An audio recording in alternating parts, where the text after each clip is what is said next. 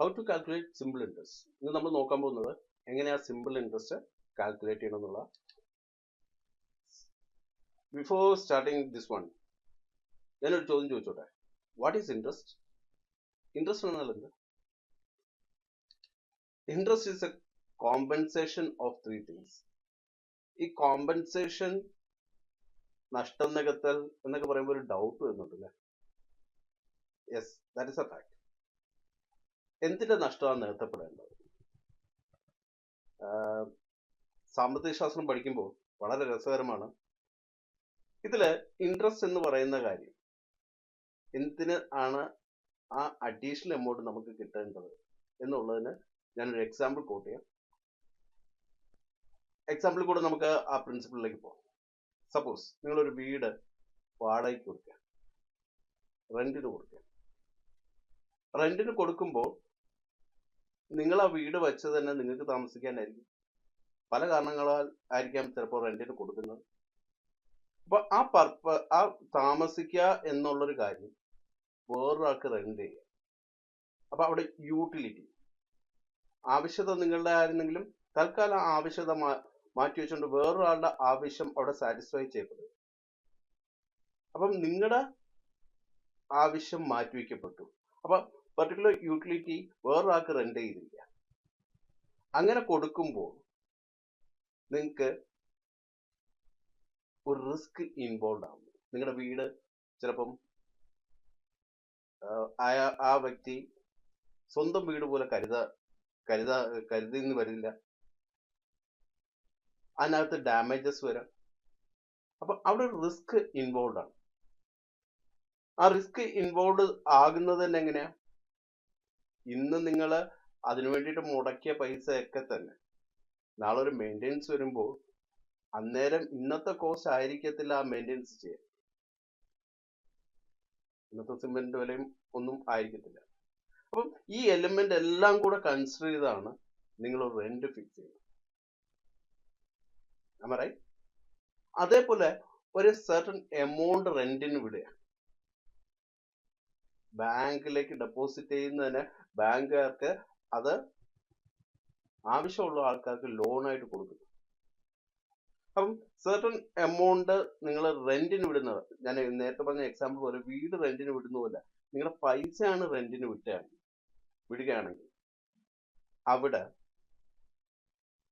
ഈ യൂട്ടിലിറ്റി നിങ്ങൾ ഇന്ന് ആ പൈസ കൊണ്ട് നേടിയെടുക്കാവുന്ന കാര്യങ്ങൾ മാറ്റി വെച്ചിരിക്കുക. അപ്പൊ കൺസംഷൻ മാറ്റി വെച്ചിരിക്കുക. ഇന്ന് കൺസ്യൂം ചെയ്യണ്ട, അത് പിന്നീട് മതി എന്ന് പറഞ്ഞുകൊണ്ട് കൺസംഷൻ മാറ്റി വെച്ചുകൊണ്ട് അപ്പൊ നിങ്ങളുടെ യൂട്ടിലിറ്റി ഇന്ന് ആ പൈസ കൊണ്ട് യൂട്ടിലൈസ് ചെയ്യാതെ, that is means the lender's loss of utility. ലെൻഡർക്ക് ഇന്നത്തെ കാര്യം ചെയ്യാൻ ഉള്ള ആ പർപ്പസ് സാറ്റിസ്ഫൈ ചെയ്യാതെ മാറ്റിവെക്കപ്പെട്ടിരിക്കുന്നു. അതോടൊപ്പം ആ മാറ്റിവെച്ചിട്ട് വേറൊരാൾക്ക് പൈസ കൊടുക്കുമ്പോൾ ആ വ്യക്തി ഈ പൈസ ഉപയോഗിക്കുന്നുണ്ടായിരിക്കും. But there is a risk. അയാൾ തിരിച്ചു തരണമെന്നില്ല. ചിലപ്പോൾ ഡിലേ വന്നേക്കാം. ചിലപ്പോൾ പാർട്ട് പേയ്മെന്റ് ആയിട്ടായിരിക്കും നിങ്ങൾക്ക് തിരിച്ചു കിട്ടുന്നത്. അപ്പൊ അവിടെ ഒരു റിസ്ക് എലിമെന്റ് ഉണ്ട്. ഇത് രണ്ടും നിങ്ങൾക്ക് നിങ്ങളെ സംബന്ധിച്ചോളം കോമ്പൻസേറ്റ് ചെയ്യേണ്ടതാണ്. മൂന്നാമത്തെ കോമ്പൻസേഷൻ എന്ന് പറയുന്നത് ഇന്ന് മാറ്റിവെക്കുന്ന അതേ സംഗതി ഒരു വർഷം കഴിഞ്ഞ് പർച്ചേസ് ചെയ്യാൻ നിൽക്കുമ്പോൾ ഈ തുകയ്ക്ക് അത് ഒരിക്കലും പർച്ചേസ് ചെയ്യാൻ പറ്റത്തില്ല. കാര്യം ഞാൻ നിങ്ങളുടെ പർച്ചേസിങ് പവർ പിന്നോട്ട് പോയിരിക്കും, കുറഞ്ഞിരിക്കും. കാര്യം എന്താ വെച്ചാൽ ഈ എലിമെന്റും കൂടെ കൺസിഡർ ചെയ്ത് നിങ്ങൾ ഇൻട്രസ്റ്റ് ആയിട്ട് തന്നെ വാങ്ങിക്കുന്ന പൈസ അടുത്ത ഒരു വർഷം കഴിഞ്ഞിട്ട് ഇതേ വസ്തു വാങ്ങിക്കാൻ പറ്റിയ ലെവലിലേക്ക് മാറിയാൽ മാത്രമേ ആ പർച്ചേസിങ് പവർ നിർത്താൻ പറ്റുള്ളൂ. അപ്പം ഈ മൂന്ന് ഘടകങ്ങളും വളരെ ഇമ്പോർട്ടൻ്റ് ആണ്. ആ ഘടകങ്ങൾ ഒരു ഇൻട്രസ്റ്റഡ് എമൗണ്ടിൽ, ഇൻട്രസ്റ്റിന്റെ ഒരു എമൗണ്ടിൽ അടങ്ങിയിരിക്കുന്നു എന്നുള്ളതാണ് ഫാക്ട്. ഇപ്പം ബാങ്ക് ലോണ് കൊടുക്കുന്ന ആളുടെ നിന്ന് തിരിച്ചെടുക്കാൻ വേണ്ടിയിട്ട് അവർ സെക്യൂരിറ്റീസ് ഒക്കെ വാങ്ങിക്കും. കൊളാട്രൽ സെക്യൂരിറ്റീസ് ഒക്കെ വാങ്ങിക്കും. അപ്പൊ അതിന് ഇൻട്രസ്റ്റ് റേറ്റ് കുറച്ച് മതി. പലിശയ്ക്ക് പൈസ വാങ്ങിക്കുമ്പോഴോ അവർ ഇൻട്രസ്റ്റ് റേറ്റ് സ്വാഭാവികമായിട്ട് കൂടുതൽ വാങ്ങിക്കും. എന്നാ വെച്ചാൽ ഡോക്യുമെന്റ്സ് ഒന്നും കൊടുക്കാതെയാ അവിടെ ഹൈ റിസ്ക് ഇൻവോൾവ് ആയിരിക്കും. അപ്പൊ റിസ്കിന്റെ കാര്യത്തിൽ ഇൻട്രസ്റ്റുമായിട്ട് ബന്ധമുണ്ട്. റിസ്ക് ആൻഡ് എത്രത്തോളം റിസ്ക് കൂടുതൽ എടുക്കുന്നോ അതിനനുസരിച്ച് ഇൻട്രസ്റ്റ്. അപ്പം ഇന്ന് നമ്മൾ നോക്കാൻ പോകുന്നത് സിമ്പിൾ മെത്തേഡാണ്, സിമ്പിൾ ഇൻട്രസ്റ്റ് ആണ്. ഞാൻ പഴയ സ്ലൈഡിലേക്ക് വരുന്നു. സിമ്പിൾ ഇൻട്രസ്റ്റ് കാൽക്കുലേഷൻ എങ്ങനെയാണ്? ഇവിടെ നമ്മൾ കടം കൊടുക്കാൻ ഉദ്ദേശിക്കുന്ന അല്ലെങ്കിൽ ബാങ്കിൽ ഡെപ്പോസിറ്റ് ചെയ്യാൻ ഉദ്ദേശിക്കുന്ന എമൗണ്ടിന് പ്രിൻസിപ്പൽ എമൗണ്ട് എന്നാണ് പറയുന്നത്. ഈ പ്രിൻസിപ്പൽ എമൗണ്ടിന് സർട്ടൻ ഇൻട്രസ്റ്റ് റേറ്റ് പറയുകയാണെങ്കിൽ ആ ഇൻട്രസ്റ്റ് റേറ്റ് വെച്ച് എനിക്ക് ആ എമൗണ്ട് എത്ര കിട്ടും എന്നുള്ള കാൽക്കുലേഷനാണ് ഞാൻ ഇവിടെ പഠിപ്പിക്കുന്നത്. സോ പ്രിൻസിപ്പലിന് എഗെയിൻസ്റ്റ് സർട്ടൻ പെർസെൻറ്റേജ് പറഞ്ഞു കഴിഞ്ഞാൽ ഇൻട്രസ്റ്റ് ഇത്രയും ശതമാനം കിട്ടും കഴിഞ്ഞാൽ അത് കാൽക്കുലേറ്റ് ചെയ്യുമ്പോൾ നമുക്ക് എലിമെന്റ്സ് ആയിട്ട് വേണ്ടിയിട്ടുള്ളത് ഒരു പ്രിൻസിപ്പൽ എമൗണ്ട്, ഒരു interest rate and N per. N per എന്ന് പറഞ്ഞാൽ നമ്പർ ഓഫ് പീരീഡ് അല്ലെങ്കിൽ ടൈം. ഇവിടെ ഞാൻ ടൈം പീരീഡിന് ഞാൻ എൻ എന്നാണ് കൊടുത്തിരിക്കുന്ന ഫോർമുലയിൽ. അപ്പം ഈ രീതിക്കാണ് കാൽക്കുലേറ്റ് ചെയ്യുന്നത്. അപ്പൊ നമുക്ക് എന്തൊക്കെ വേണ്ടത്? Principal, then interest rate, annual interest rate and N അല്ലെങ്കിൽ ടൈം പീരീഡ്. അപ്പൊ ഈ ഇൻട്രസ്റ്റ് കാൽക്കുലേറ്റ് ചെയ്യുമ്പോൾ സിമ്പിൾ ഇൻട്രസ്റ്റിന്റെ മെത്തേഡിൽ തന്നെ നിങ്ങൾക്ക് അറിയാൻ സാധിക്കും, ആ ഇൻട്രസ്റ്റ് ജനറേറ്റ് ചെയ്ത് കഴിഞ്ഞാൽ ആ ഇൻട്രസ്റ്റിന് ഇൻട്രസ്റ്റ് കിട്ടാറില്ല. നമ്മൾ അടുത്ത ക്ലാസ്സിൽ പഠിക്കും ഇൻട്രസ്റ്റിന് ഇൻട്രസ്റ്റ് കിട്ടുന്ന രീതിയിലുള്ള മെത്തേഡ്സ്. ഓക്കെ, അപ്പൊ ഈ സിമ്പിൾ ഇൻട്രസ്റ്റ് എന്ന് പറഞ്ഞാൽ വളരെ സിമ്പിൾ ആയിട്ടുള്ള കാൽക്കുലേഷൻ ആണ്. അവിടെ ഫോർമുല തന്നെ, സിമ്പിൾ ഇൻട്രസ്റ്റിന്റെ ഫോർമുല തന്നെ നിങ്ങൾക്ക് ഇൻട്രസ്റ്റ് കണ്ടുപിടിക്കാൻ വേണ്ടിയിട്ട് നമുക്ക് ആവശ്യമുള്ളത് principal amount multiplied by annual interest rate multiplied by the time period എന്ന് പറഞ്ഞാൽ P into R into N. P stands for principal, R stands for rate of interest and N stands for time period. അപ്പൊ ഇത് 3 element നമുക്കുണ്ടെങ്കിൽ നമുക്ക് simple interest calculate ചെയ്യാൻ പറ്റും. എത്രയാണ് ഈ എമൗണ്ടിന് interest കിട്ടാൻ സാധ്യത എന്നുള്ളത് നമുക്ക് നോക്കാൻ സാധിക്കും. അപ്പം നമുക്ക് ആ കാൽക്കുലേഷനിലേക്ക് തന്നെ നമുക്ക് പതുക്കെ പോകാം. ഞാനിവിടെ ഫോർ എക്സാമ്പിൾ നമ്മളൊരു ഈ മെത്തേഡ് വെച്ച് ഒരു എക്സാമ്പിൾ ഒരു കണക്ക് ചെയ്യാൻ പോവുക. ₹3,000 deposit for 2 years at an interest rate of 5% per annum would earn. ഇപ്പൊ 3000 രൂപ ഡെപ്പോസിറ്റ് വെച്ച് 2 വർഷത്തേക്ക് 3000 ഡെപ്പോസിറ്റ് 2 വർഷത്തേക്ക് ഇൻവെസ്റ്റ് ചെയ്ത് കഴിഞ്ഞാൽ 5% ഇൻട്രസ്റ്റ് റേറ്റ് എങ്കിൽ എത്രയാണ് കിട്ടുക? അപ്പം നേരത്തെ കണ്ട ആ ഫോർമുല വെച്ച് തന്നെ നമുക്ക് കാൽക്കുലേറ്റ് ചെയ്ത് വളരെ ഈസിയാണ്. P into R into N. ഇവിടെ പി എന്ന് പറയുന്ന പ്രിൻസിപ്പൽ 3000 ഡെപ്പോസിറ്റ് ചെയ്ത എമൗണ്ട് ആ പ്രിൻസിപ്പൽ ആയിട്ടുള്ളത്. 5% അവിടെ തന്നെ കൊടുത്തിട്ടുണ്ട്. 5% ഇൻട്രസ്റ്റ് റേറ്റ് ആൻഡ് എൻ എന്ന് പറയുന്ന ടൈം പീരീഡ് 2 വർഷത്തേക്ക്. സി, നിങ്ങൾക്ക് ഇത് കാൽക്കുലേറ്ററിന് വളരെ എളുപ്പമായിട്ട് ചെയ്യാൻ പറ്റും. എല്ലാ ഫിഗേഴ്സും കൊടുത്തു കഴിഞ്ഞാൽ നിങ്ങൾക്ക് ആൻസർ കിട്ടും. ബട്ട് ഇന്നത്തെ ഈ ക്ലാസ്സിൽ ഞാൻ ഇത് എക്സലില് കൂടെ ഇൻട്രൊഡ്യൂസ് ചെയ്യാണ്. എങ്ങനെയാണ് നമുക്ക് എക്സലില് ഇത് ചെയ്യാൻ പറ്റുക എന്നുള്ളത് നോക്കാം. സി, ഇവിടെ ജസ്റ്റ് ഞാൻ എക്സൽ ഓപ്പൺ ചെയ്തു. എക്സൽ എന്ന് പറയുന്നത് നമുക്ക് മാത്തമാറ്റിക്സ് അല്ലെങ്കിൽ ഫോർമുല ബേസ്ഡ് ആയിട്ടുള്ള കാൽക്കുലേഷൻസ് ചെയ്യാൻ വളരെ സപ്പോർട്ട് ചെയ്യുന്നതാണ്. ഇവിടെ നിങ്ങൾക്ക് കാണാൻ സാധിക്കും ഒരുപാട് ബോക്സസ് ആയിട്ടാണ് കാണുന്നത്. നമുക്ക് ഈ ബോക്സസ് ഒക്കെ ഒന്ന് ക്ലിക്ക് ചെയ്ത് കഴിഞ്ഞാൽ ഇങ്ങനെ സെലക്ട് ചെയ്യാൻ സാധിക്കും. എല്ലാ ബോക്സസും ഇങ്ങനെ സെലക്ട് ചെയ്യാൻ. അപ്പൊ അത് ജസ്റ്റ് ഒന്ന് ക്ലിക്ക് ചെയ്താൽ മതിയാവും. ആ ബോക്സ് ഓപ്പൺ ചെയ്യാം. ഇവിടെയാണ് നമ്മൾ ആ മെത്തേഡ് അല്ലെങ്കിൽ ഫോർമുല അപ്ലൈ ചെയ്യേണ്ടത്. ഇന്നത്തെ ക്ലാസ്സിൽ അതിൽ മെത്തേഡ് വളരെ ഈസിയാണ്. എങ്ങനെ മൾട്ടിപ്ലിക്കേഷൻ എക്സലിൽ ചെയ്യണമെന്ന് മാത്രമുള്ള കാര്യം ഇന്ന് ഞാൻ ഡിസ്കസ് ചെയ്യുന്നത്. സോ നിങ്ങൾക്ക് ഏത് ബോക്സും സെലക്ട് ചെയ്യാം. ഞാൻ ഈ ബോക്സ് സെലക്ട് ചെയ്യാണ്. ഇവിടെ നമ്മൾ ആദ്യം 3000 സോ ഞാൻ അവിടെ 3000 കൊടുത്തു. അടുത്തത് ടൈപ്പ് ചെയ്യുന്നു.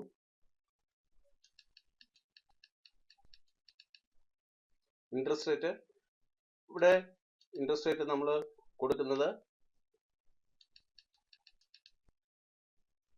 5%. അടുത്തത് ടൈം പീരീഡ് ആണ്. ആ ടൈം പീരീഡ് എന്ന് പറയുന്നത് നമുക്ക് ഇവിടെ കൊടുക്കാൻ പറ്റുന്നത് 2 years ആണ്. C 2 years. സി ഇവിടെ നമ്മൾ പ്രിൻസിപ്പൽ എമൗണ്ട് 3000 കൊടുത്തിരിക്കുന്നു, ഇൻട്രസ്റ്റ് റേറ്റ് 5%, ടൈം പീരീഡ് എന്ന് പറയുന്നത് 2 years. ഞാൻ ആൻസറിന് വേണ്ടിയിട്ട് വേറൊരു ബോക്സ് ക്ലിക്ക് ചെയ്യാണ്. നമുക്ക് ഏതിനും ആൻസർ വേണമെങ്കിൽ ഇതൊരു എക്സൽ ബോക്സസിൽ നമുക്ക് എന്തെങ്കിലും ആപ്ലിക്കേഷൻ അല്ലെങ്കിൽ ഒരു ഫോർമുല അപ്ലൈ ചെയ്യുക അല്ലെങ്കിൽ കണക്ക് കൂട്ടാൻ വേണ്ടിയിട്ട് നമ്മൾ എക്സലിൽ അത് തന്നെ ആൻസർ കണ്ടുപിടിക്കണം എന്നുള്ളൊരു മെസ്സേജ് കൊടുക്കണമെങ്കിൽ ആദ്യം ഈക്വൽ സിമ്പിളാണ് കൊടുക്കേണ്ടത്.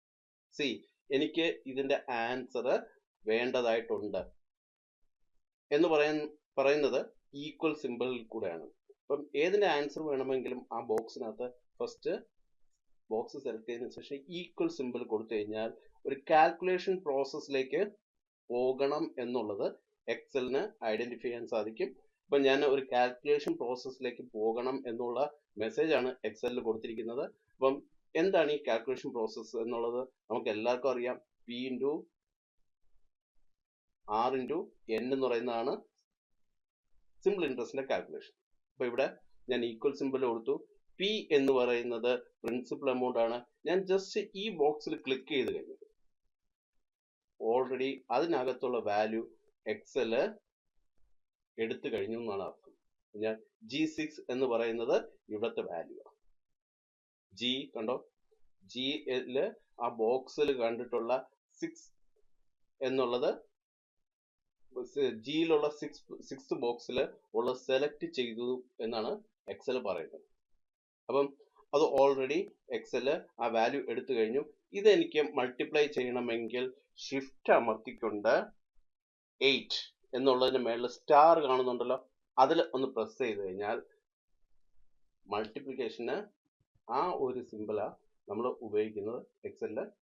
അപ്പം മൾട്ടിപ്ലൈ ചെയ്യണമെന്ന് മനസ്സിലായ എക്സലിന് എത്രയ്ക്കാ നെക്സ്റ്റ് അടുത്തത് സെലക്ട് ചെയ്യാണ് G7. തൊട്ടടുത്ത ബോക്സിലെ വാല്യൂ ആ എടുത്തിരിക്കുന്നത്. അവിടെ സ്വാഭാവികമായിട്ടും 5% എന്നുള്ള വാല്യൂ എക്സൽ എടുത്തു കഴിഞ്ഞു. ഞാൻ ഷിഫ്റ്റ് അമർത്തിയിട്ട് അടുത്ത സെയിം പ്രോസസ്സിലേക്ക് പോവുകയാണ്, മൾട്ടിപ്ലൈ ചെയ്യാം. മൂന്നാമത്തെ ഞാൻ സെലക്ട് ചെയ്യുന്നത് G11ലേക്ക് സെലക്ഷൻ പോയി, സോറി. അപ്പൊ ഞാൻ അത് ഡിലീറ്റ് ചെയ്യണം. ഡിലീറ്റ് ചെയ്യണമെങ്കിൽ വേറെ ഒന്നും ചെയ്യേണ്ട, ബാക്ക് സ്പേസ് കൊടുത്താൽ മതി. ഞാൻ അറിയാതെ G11 സെലക്ട് ചെയ്യുന്നു. ഇതാണ് correct selection. Then multiply. Okay, ഇനി മൂന്നാമത്തെ മൾട്ടിപ്ലിക്കേഷൻ കൊടുക്കേണ്ടത് 2ലേക്ക്. അപ്പം അതും സെലക്ട് ചെയ്തു. ഇതിന്റെ ആൻസർ എന്താ എന്നുള്ള ചോദ്യത്തിന് എൻ്റർ കീ അമർത്തിയാൽ മതി. ഒരു ആൻസർ വന്നു കഴിഞ്ഞു 300. അപ്പൊ നമ്മൾ ഇൻട്രസ്റ്റ് കാൽക്കുലേറ്റ് ചെയ്യുമ്പോൾ 300 ആണ് ഇൻട്രസ്റ്റ് റേറ്റ്. അപ്പം 2 years കഴിഞ്ഞിട്ട് എൻ്റെ കൂടെ എനിക്ക് ഇൻട്രസ്റ്റ് ഇനത്തിൽ 300 രൂപ കിട്ടിക്കഴിഞ്ഞു. പ്രിൻസിപ്പിളും കൂടെ ആഡ് ചെയ്യണമെങ്കിൽ ആ ഫിഗർ എടുത്തോളൂ. പ്രിൻസിപ്പിൾ എന്ന് പറയുന്നത് നമുക്കിവിടെ എഴുതാം. ഫസ്റ്റ് 3000. അപ്പം നമുക്ക് മനസ്സിലായി 3000 is the principle and 300 is the interest. ഇത് രണ്ട് ആഡ് ചെയ്യണം എന്നുണ്ടെങ്കിൽ എങ്ങനെ ആഡ് ചെയ്യാൻ പറ്റുക? ഈ ബോക്സിൽ ആൻസർ വേണം എന്ന് പറയണമെങ്കിൽ ഈക്വൽ സിമ്പിൾ കൊടുക്കണം. ഈക്വൽ സിമ്പിൾ കൊടുത്തതിന് ശേഷം ഇതിന്റെ ടോട്ടൽ ഇതാണ് എനിക്ക് ഇതിന്റെ ആൻസർ വേണ്ടത് എന്ന് പറയുന്നതിന് നമുക്ക് SUM സം എന്ന് പറഞ്ഞു കഴിഞ്ഞാൽ ഓൾറെഡി ഇവിടെ സ്ക്രീനിൽ തെളിഞ്ഞു കഴിഞ്ഞു. ഇതാണോ ഉദ്ദേശിക്കുന്നതെന്നാണ് ചോദിക്കുന്നത്. നമ്മൾ ഉദ്ദേശിച്ചതും അത് തന്നെയാണ്. അവിടെ നിങ്ങൾ ഡബിൾ ക്ലിക്ക് ചെയ്ത് കഴിഞ്ഞാൽ ആ പർട്ടിക്കുലർ ഫോർമുല അപ്ലൈ ചെയ്യാനുള്ള ഇത് എക്സൽ റെഡി ആയിരിക്കുകയാണ്. അപ്പൊ നിങ്ങൾക്ക് കണ്ടു SUM സം വിത്തിൻ ബ്രാക്കറ്റിൽ ഒരു ഓപ്പൺ ബ്രാക്കറ്റ് വന്നിരിക്കുക. ഇവിടെ നിന്നുകൊണ്ട് നമുക്ക് എത്ര വേണമെങ്കിലും സെലക്ട് ചെയ്യാം. എന്ന് പറഞ്ഞാൽ നിങ്ങളുടെ ജസ്റ്റ് ലെഫ്റ്റ് ഹാൻഡ് സൈഡ്, മൗസിന്റെ ലെഫ്റ്റ് ഹാൻഡ് സൈഡ് പ്രസ് ചെയ്തുകൊണ്ട് ഈ 3000 എന്നുള്ള ബോക്സിൽ സെലക്ട് ചെയ്യുക. ലെഫ്റ്റ് സൈഡിൽ മൗസ് പ്രസ് ചെയ്തുകൊണ്ട് ഡ്രാഗ് ചെയ്ത് കഴിഞ്ഞാൽ ഇത് രണ്ടും സെലക്ട് ചെയ്യപ്പെട്ടിരിക്കുക. 3000ഉം 300ഉം സെലക്ട് ചെയ്യപ്പെട്ടിരിക്കുകയാണ്. ഇനി ബ്രാക്കറ്റ് അങ്ങ് ക്ലോസ് ചെയ്ത് കഴിഞ്ഞാൽ, ഷിഫ്റ്റ് അമർത്തി വേണം ബ്രാക്കറ്റ് ക്ലോസ് ചെയ്യാൻ. ഓൾറെഡി ബ്രാക്കറ്റ് ക്ലോസ് ചെയ്ത് കഴിഞ്ഞു. ഇനി എൻ്റർ അമർത്തി കഴിഞ്ഞാൽ നിങ്ങൾക്ക് ആൻസർ കിട്ടിക്കഴിഞ്ഞു. 3300, 3300. 3000 പ്രിൻസിപ്പളും 300 രൂപ ഇൻട്രസ്റ്റും.